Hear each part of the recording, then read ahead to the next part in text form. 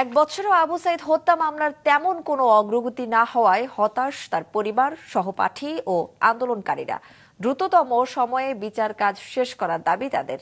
রংপুর থেকে staff reporter Fuad হাসানের পাঠানো তথ্য ছবি নিয়ে ডেস্ক রিপোর্ট। গত বছরের 16 জুলাই বৈষম্য বিরোধী আন্দোলনে পুরো দেশ যখন উত্তাল, সে সময় রংপুরে বেগম রোকেয়া বিশ্ববিদ্যালয়ের শিক্ষার্থীদের আন্দোলন চলাকালে পুলিশের গুলিতে নিহত হন আবু সাইদ। তার মৃত্যুর পর বৈষম্য বিরোধী আন্দোলন রূপ নেয় গণ অভ্যুত্থানে। এক বছরও এই হত্যাকাণ্ডের বিচার প্রক্রিয়া ত্বরান্বিত না হয় হতাশ আবু সাইদের পরিবার।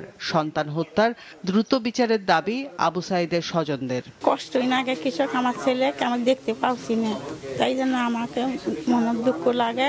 আবু সাইদের হত্যাকাণ্ড বিচার চাই।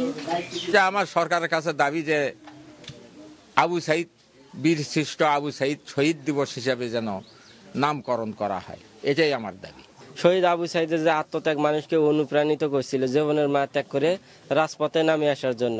আমরা এই রাষ্ট্রে আর কোনো বৈষম্য দেখতে চাই না, নাগরিকের সুবিচার নিশ্চিত হয় এরকম আমরা একটা রাষ্ট্র দেখতে চাই। বিচার কাজ দেরি হওয়ায় ক্ষুব্ধ বিশ্ববিদ্যালয়ের শিক্ষার্থীরাও। এখন পর্যন্ত কিন্তু সম্পূর্ণ চার্জশিটের তালিকাটি প্রকাশ করা হয়নি, সেহেতু কাকে সেখানে অন্তর্ভুক্ত করা হচ্ছে এবং কাকে সেখানে বাদ দেওয়া হচ্ছে সেই বিষয়টা নিয়ে আসলে আমরা অত্যন্ত হতাশ। আমি আবু সাইদ হত্যা মামলার 1 নম্বর সাক্ষী। আবু সাইদ হত্যা মামলা কোথা থেকে কিভাবে আন্তর্জাতিক ট্রাইব্যুনালে গেল আমি আজ পর্যন্ত জানি না, বা সাক্ষী হিসেবে যে আমাকে রিপ্রেজেন্ট করা উচিত ছিল বা জানার উচিত ছিল।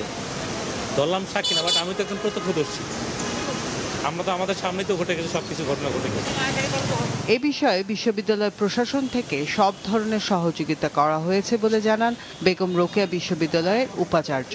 এই মামলাটা যেন দ্রুত গতিতে এই যারা আসামি যে চিহ্নিত করা হয়েছে তাদের যেন দ্রুতভাবে সুষ্ঠুভাবে বিচার করা হয় এবং তাদের জন্য গ্রেপ্তার করা হয়।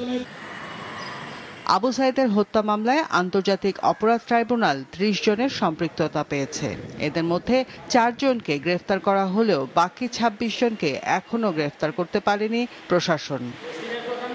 মাছরাঙা নিউজ ডেস্ক।